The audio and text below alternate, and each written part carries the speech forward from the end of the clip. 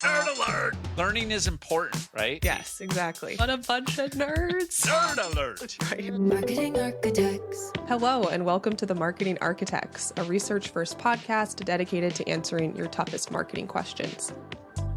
I'm Elena Jasper. I run the marketing team here at Marketing Architects, and I'm joined by my co-host, Rob DeMars, the Chief Product Architect of Misfits and Machines.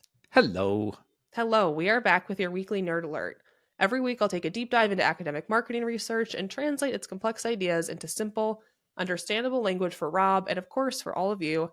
Are you ready to nerd out, Rob? Oh man, I was up studying all last night.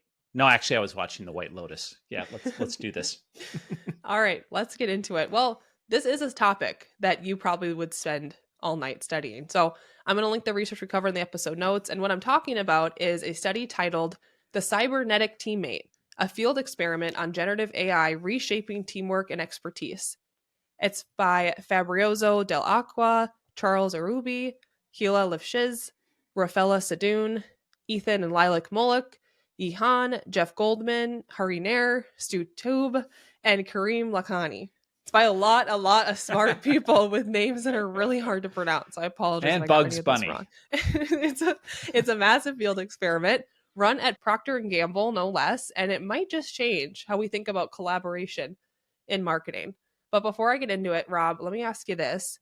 This study will suggest that AI might be a better teammate than some humans, possibly all humans. So what do you think? Is it just another AI bold claim, or is it sort of an uncomfortable truth we're facing? I think it's totally true. And I think all you have to do is work with the tool to start to feel it yourself. You know, that you've got this teammate that never gets tired. It's eaten the entire world in terms of information. So it's really knowledgeable. It's super fast. They're multimodal now. So it even recognizes images, does amazing math, which I love because I'm horrible at math. So yeah, it's an amazing partner. And it's more conversational than back in the day with the internet. You would do a search and you get one answer. Now you can ask follow-up questions. So it's like truly a great teammate. I agree with you. And I think you're right. Like, you just have to start using it to feel that way. And this paper really proves it. It's probably the most like real world practical AI study that I've come across. And it might just change, like, if you're a marketing leader listening to this, or actually anyone on a team, how you think about the makeup of your team. It's a field experiment. It was run at Procter Gamble with 776 professionals working on real product innovation tasks. And the researchers wanted to know this. What if AI wasn't just a tool, but actually a teammate? Could it improve performance? Could it help you think more like a cross-functional team, even make your work feel better? So let's talk about the setup. The researchers, they randomly assigned people to 4 groups. The first group was alone with no AI. They were the control group. Then they had a team of 2 people, no AI included. Then they had someone alone with AI, which was ChatGPT, GPT-4. And then they had teams of 2 people with AI. And each group was given the same challenge: come up with ideas for a new product, packaging innovation, or retail strategy inside their own business unit at P&G. Then they measured 3 things. First, the quality of ideas. Then how well people crossed over into new domains, so kind of expertise sharing. And then the emotional experience of doing the work. And the first finding was that people working alone with AI performed just as well as teams without AI. In fact, their idea quality scores were nearly identical. So if you're thinking, can AI help me do more faster on my own? The answer is yes. Generative AI can replicate the performance of a cross-functional team. So Rob, does that surprise you that one person with AI can match the output of a human team? I don't want to come across as some Pollyanna optimist, but I guess I will. I think one person with AI can outmatch a small company, not just a small team. Just when you think about the power and the breadth of what you have. And so, yeah, no, I absolutely believe so. So Rob's not surprised, judging by I'm that. not surprised. Okay, let's see if we can surprise you with some of these other findings. The second was that AI broke silos. So one of the coolest things they measured was how people stayed in their lanes.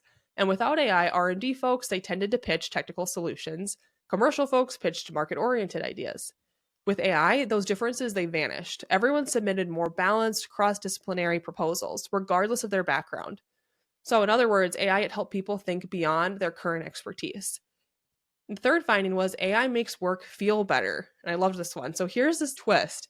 People using AI alone or in teams, they felt more positive emotions and less stress during work. They were more excited, less frustrated. They generally felt more confident about their contributions, even though they underestimated how well they'd done. So AI didn't just improve performance, it changed how people actually felt doing the work. That one kind of surprised me. And maybe it shouldn't, because I personally, like, if you took away ChatGPT from me right now, I don't know if I could continue to work. Honestly, I don't know if I could do it.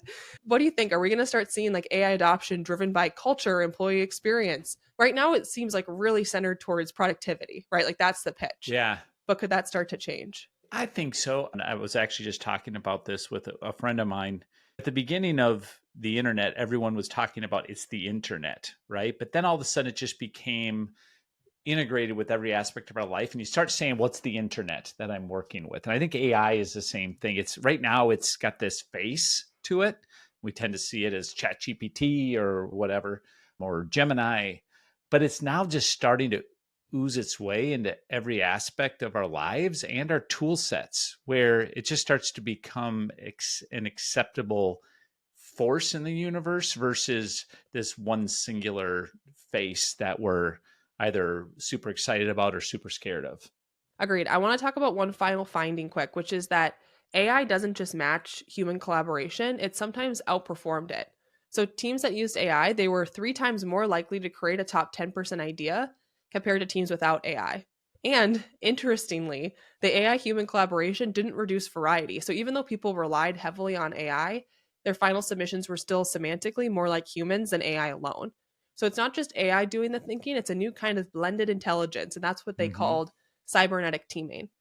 So if this research is right, AI, it's not just a tool to automate tasks, it's a collaborator that reshapes how we work, think, and feel. It's not replacing teams, but it might transform what teams are capable of. Time for a Rob GPT. AI in your workflow is like having a silent co-founder who never takes credit. It asks great questions, fills the gaps in your thinking, and helps you see around corners. You still make the calls, but it makes your thinking bigger, faster, and smarter.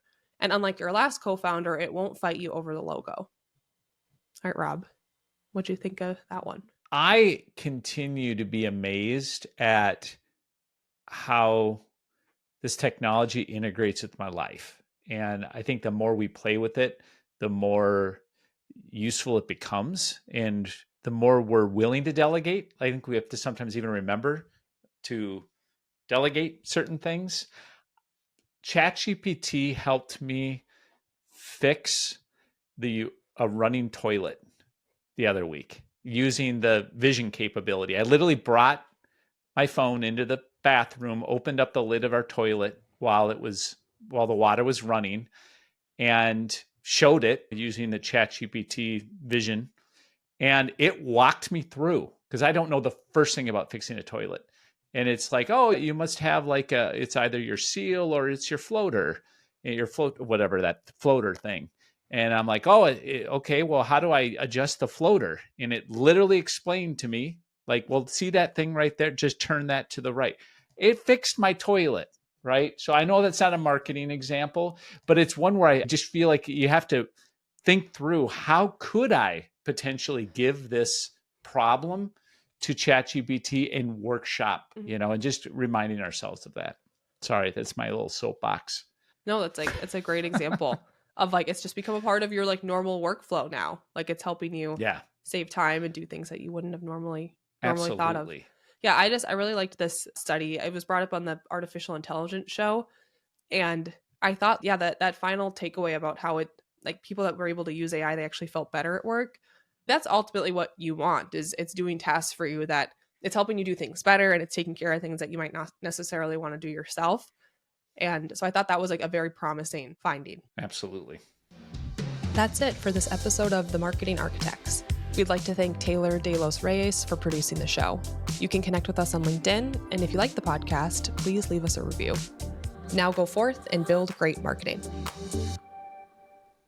We lost Elena. That was weird. It's still okay. It just started a new recording. Let me say the Rob GPT again, quick. What'd you think of that one? I'm distracted. Sorry. Because of what happened to our recording. Okay. Marketing Architects.